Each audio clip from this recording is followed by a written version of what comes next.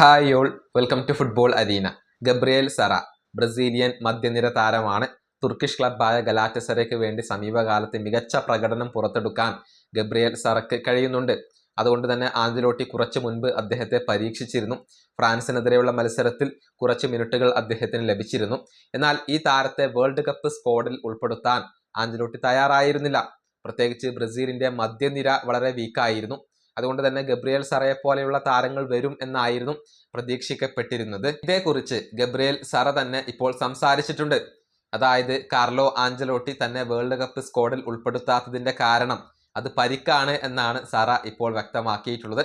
പരിക്കിന്റെ പ്രശ്നങ്ങൾ തനിക്കുണ്ടായിരുന്നു, അതുകൊണ്ടാണ് ബ്രസീലിന്റെ ടീമിൽ ഇടം ലഭിക്കാതെ പോയത് എന്ന് അദ്ദേഹം പറഞ്ഞിട്ടുണ്ട്. അദ്ദേഹത്തിന്റെ വാക്കുകൾ ഇങ്ങനെയാണ്: പല ആളുകൾക്കും അറിയാത്ത ഒരു കാര്യമാണ് ഇത്. എന്നെ ബ്രസീൽ വേൾഡ് കപ്പ് സ്ക്വാഡിൽ ഉൾപ്പെടുത്താത്തതിന്റെ കാരണം പരിക്കാണ്. പരിക്കിന്റെ പ്രശ്നങ്ങൾ എനിക്കുണ്ടായിരുന്നു. ഇതാണ് സറ പറഞ്ഞിട്ടുള്ളത്.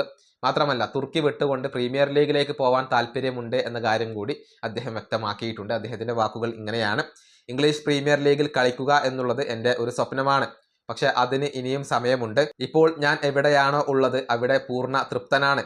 നിലവിൽ ഞാൻ ഗലാറ്റസറയിലാണ് എൻ്റെ മുഴുവൻ ശ്രദ്ധയും നൽകിയിട്ടുള്ളത്.